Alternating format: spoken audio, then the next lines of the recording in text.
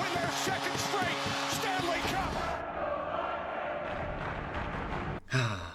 Always an exciting time of year for our Tampa Bay Lightning. What's good, everybody? Let's talk some Tampa sports. Going all in.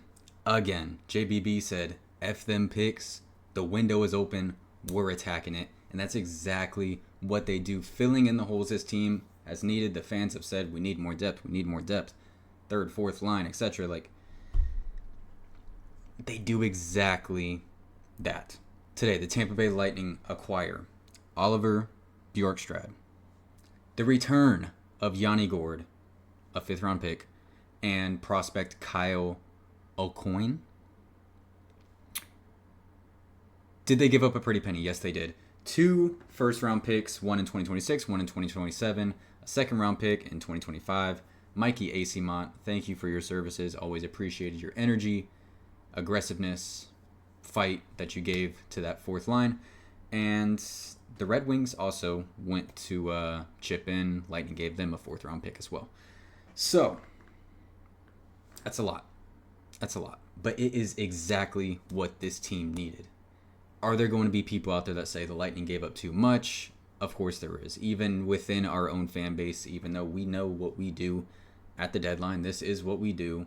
F them picks.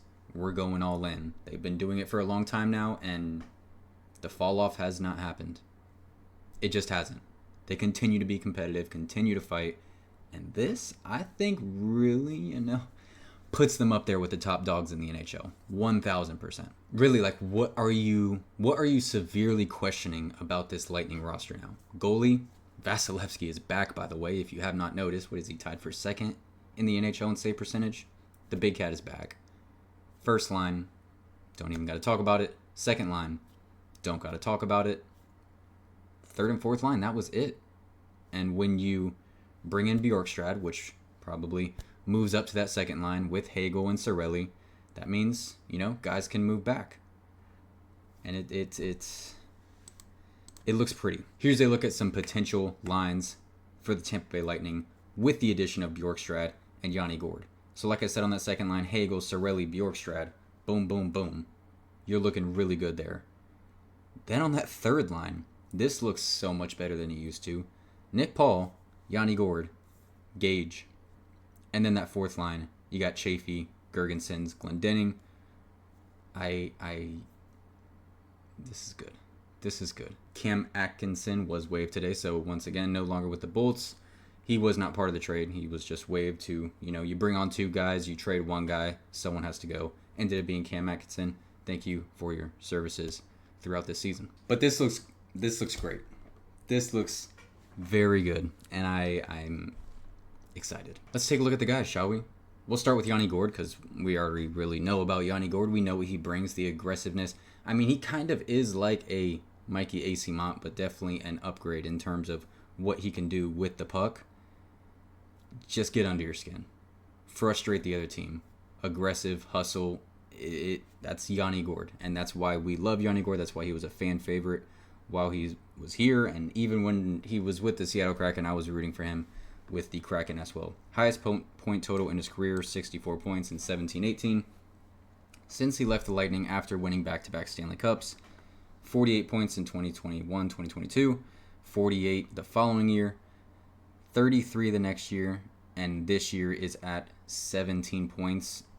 Should be noted, he did deal with some injury this year, so only 36 games, 17 points. I assume there's nothing to really worry about when it comes to that injury. You're giving up 2 first-round picks and a second. The Lightning have to have done their research on this injury, making sure it's not something that's going to, re-aggravate and come up towards the end of the season. You got to do the research there, and I assume they did that, giving up that type of capital. Like I said, we know what he brings. Having him and Paul on the same line will be a beautiful sight to see, and I'm ready to see it immediately. I'm ready. Now Bjorkstrand, he definitely brings a different aspect to the game. Spent a lot of time with the Columbus Blue Jackets, was part of that 2019 playoff, He kind of has been a Lightning killer throughout his career, and then did end up going to the Seattle Kraken the same time as Yanni Gourde, I believe, in that first season. Yeah. So, different play style, like I said. His highest point total of his career was actually last season with 59 points, 20 goals, 39 assists. That's beautiful there. I do believe he ends up on that second line with Cirelli and Hagel. That play style, he's a very good all-around player. Two-way guy, really good offensively, really good defensively with that stick, really disciplined. Passing is there. He can definitely play on the power play.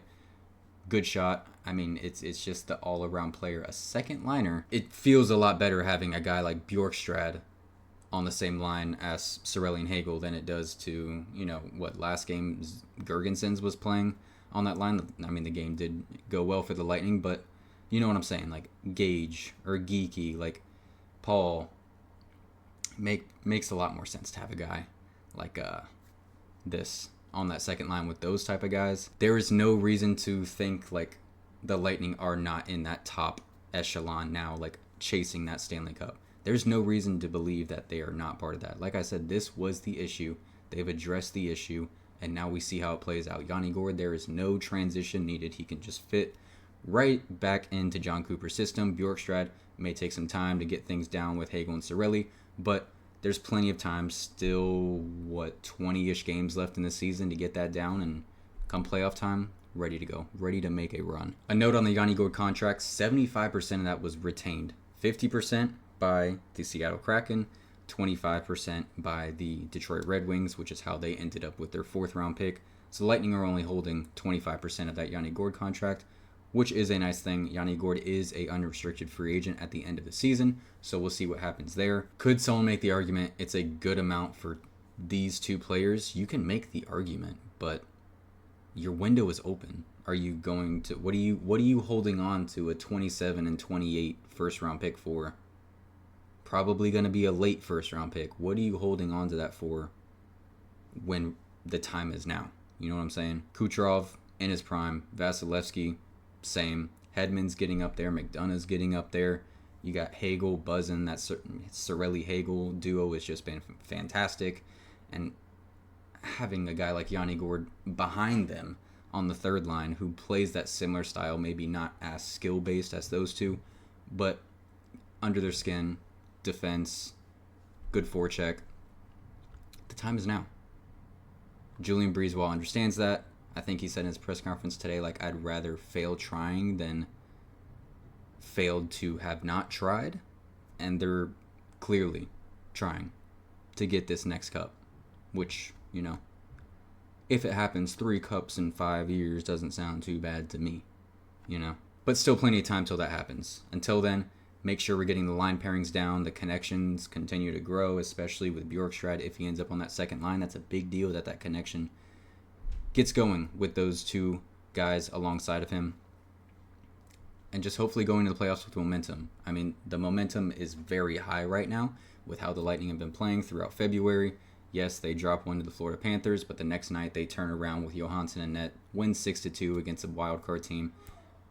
The momentum is at an all-time high with the Tampa Bay Lightning right now.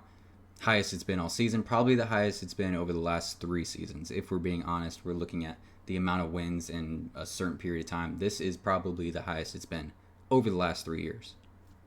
It makes sense why, screw those 2 first-round picks. We're ready right now. Once again, shout out to Mikey Esimont, a player I did really enjoy watching, but the Lightning are going to do what the Lightning do at the trade deadline, and that is what they did today. So please leave your comments down below, your thoughts on this trade. Do you think they overpaid? I mean, once again, you can make that argument. I can't say I'm going to agree with you because window's open. You attack it. Because if you win the Stanley Cup again, 3rd time in 5 years, who cares about a late first-round pick in 27-28? Like, you know what I'm saying? But if you win the cup, it doesn't matter. That's history right there. So, thank you so much for watching. Once again, leave your comments down below. Like and subscribe if you have not already. Go Bolts. I can't wait to see these pairings. Oh my goodness. Y'all have a blessed one. Hey, hey, Tampa Bay.